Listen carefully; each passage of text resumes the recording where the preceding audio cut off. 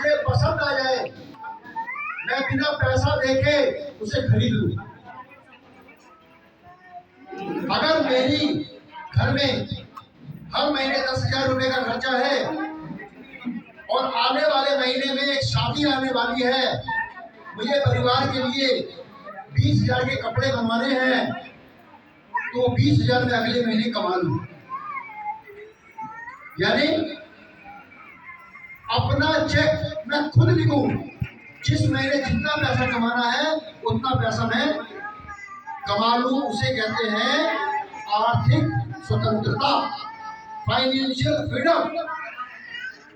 Financial freedom वो नहीं है कि मैं दुकान में जाऊं और दाम देखूं, साड़ी 5,000 की, नहीं जा रहे। फाइनेंशियल फ्रीडम वो है मैं दुकान पे जाऊं, जो साड़ी मुझे पसंद आ जाए खरीद के ले आऊं, दाम की चिंता ना हो। 10 दुकान पे पूछेंगे क्या भाव है, क्या भाव है, क्या भाव है। चुप लगाओ यार, कितना टाइम खराब होगा। 5 मिनट की सब्जी लेनी है और 50 मिनट खराब करेंगे फाइनेंशियल फ्रीडम के बारे में बात करने के लिए। सबसे इंपॉर्टेंट चीज है, 2 चीज किसी को अमीर या गरीब बनाती है। पहली चीज क्या है आपकी जो अमीर और गरीब बनाती है कि आप किस तरीके से कमा रहे हैं और दूसरा किस तरीके से खर्च कर रहे हैं।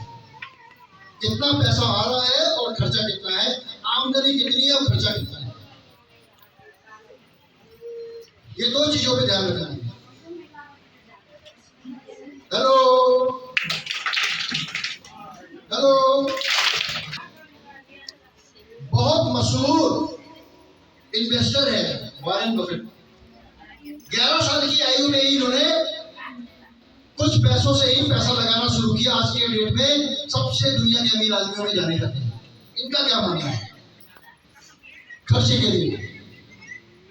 इनका मानना है कि आप कभी भी एक आय पे, एक नौकरी पे, एक काम पे निर्भर ना रहें। किसी का फसल है तो फसल के अलावा दूसरा काम होना चाहिए। किसी की एक नौकरी है, नौकरी के अलावा उसके पास दूसरा काम होना चाहिए, क्योंकि अगर पहला काम बंद हो गया तो भूखे मर जाएंगे। हेलो हेलो, नाक में भगवान ने 2 छेद दिए, क्यों? बंद हो गई तो मुंह से चलेगी ना। भगवान ने जब 3-3 छेद रखे हैं सांस लेने के लिए, तो इनकम के लिए एक ही काम क्यों?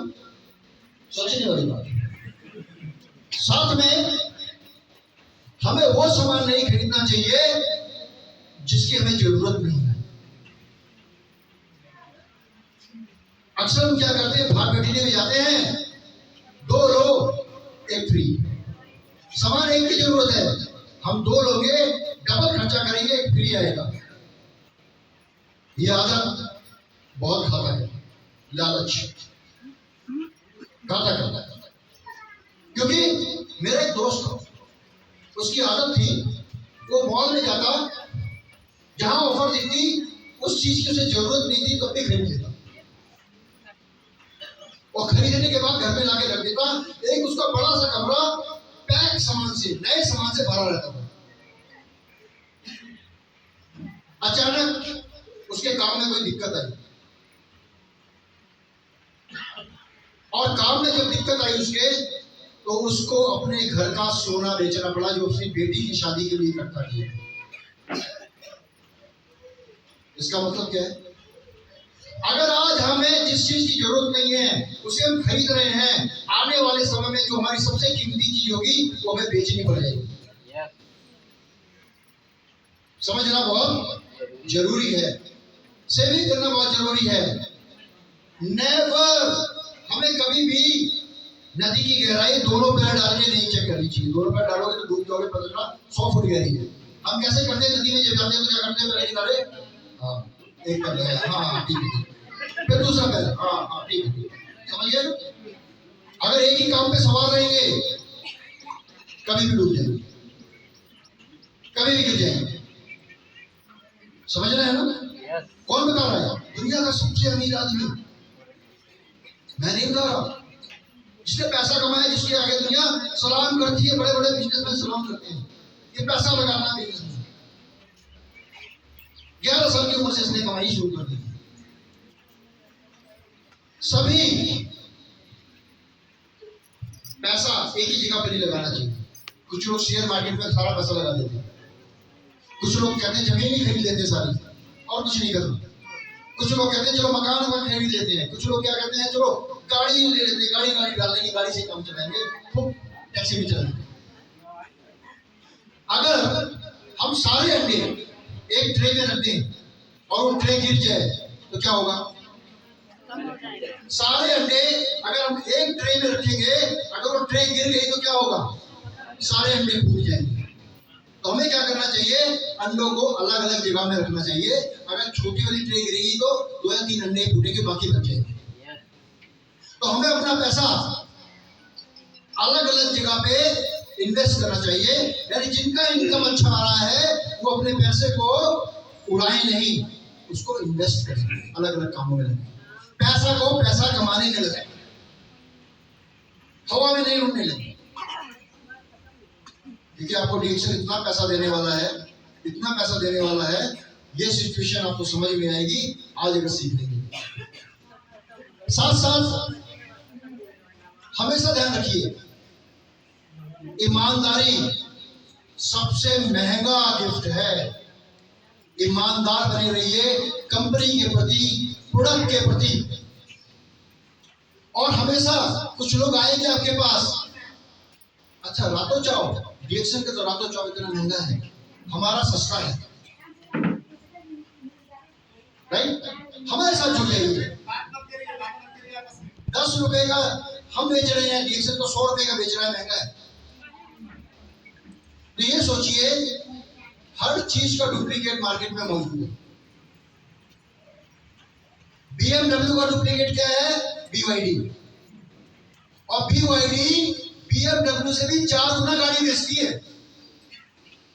क्यों? BMW का जो लोग BMW नहीं खरीद पाते वो क्या करते हैं? BYD खरीद लेते हैं। एक ऐसा है, क्या BMW जैसी मजबूती है उसके अंदर? नहीं है।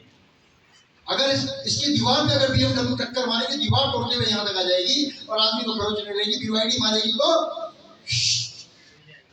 आदमी ऊपर, कार नीचे। फर्क है ना? तो असली को दिखा के नकली खूब दिखता है, उससे बच के रहना।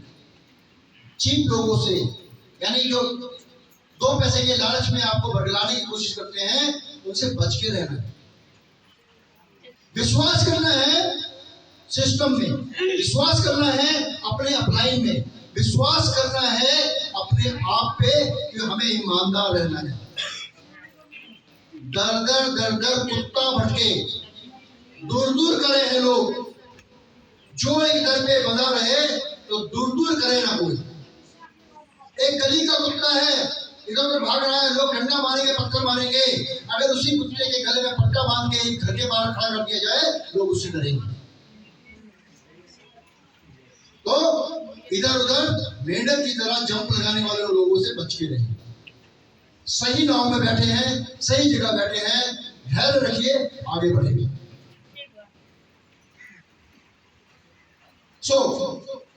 आज थोड़ा सा कॉमर्स पढ़ा देता हूँ, जो बड़े बड़े MBA क्लास में पढ़ाया जाता है, थोड़ा सा समझा देता हूँ, ज्यादा टफ नहीं समझाऊंगा। हम डेली का जो ब्लड में है क्या है, हम देखते हैं कि हमारे पति की कमाई कितनी है, हमारे मर्चेंटों की कमाई कितनी है, या हमारी पत्नी कमाई उसकी कमाई कितनी है।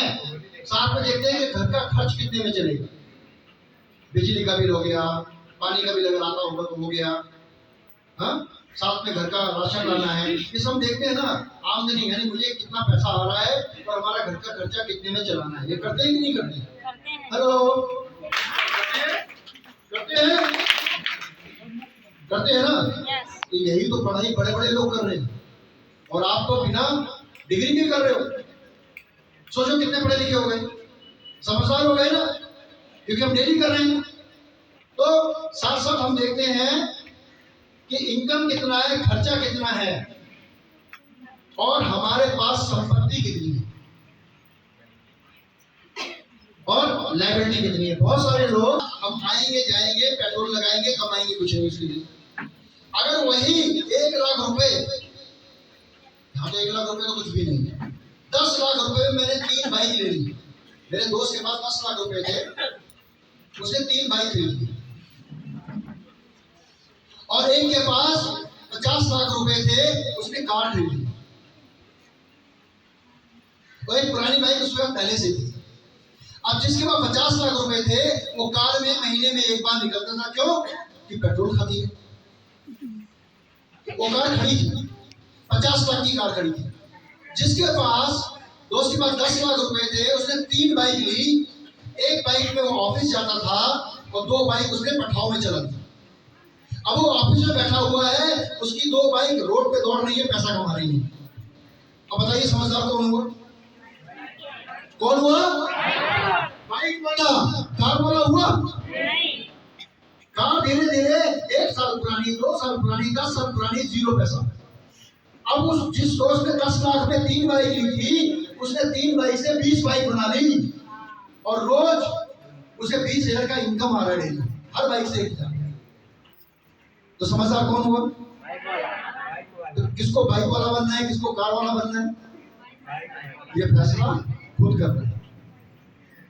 हाँ? अब कार के लिए अगर 1.5 करोड़ है तो 3 कार ले लो, 2 पठाओ में चला लो, तो भी बाइक वाला काम हो गया, उसको पैसा आएगा। पैसे को काम में लगाना, पैसे को रोक के नहीं रखना, क्योंकि जमे हुए पानी में, रुके हुए पानी में काई पड़ जाती है। रुके हुए पानी में काई पड़ जाती है, बदबू आने लगती है, कोई पसंद नहीं करता। लेकिन बहता हुआ पानी जो नदी का होता है, हम लोग पीते भी हैं, स्नान भी करते हैं और बोलते हैं हर। साधु और संत अगर एक जगह रुक जाए तो इसके अंदर गंदगी आ जाती है। बहते रहना है, आगे बढ़ते रहना है, रोकना नहीं है, धन को आगे कमाने में लगाना है। समझ में आया? तो इसके अंदर 3 चीजें हैं, 4।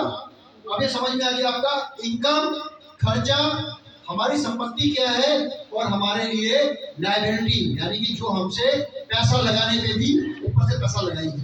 कार ले ली, सर्विस कराएगी, पेट्रोल का खर्चा, मोबिल ऑयल का खर्चा, सर्विस का खर्चा, सफाई का खर्चा, टायर का खर्चा, वो खर्चा ही मांगेंगे, क्योंकि इसको हमने शौक के लिए रख दिया, उसके अंदर पैसा लगा दिया।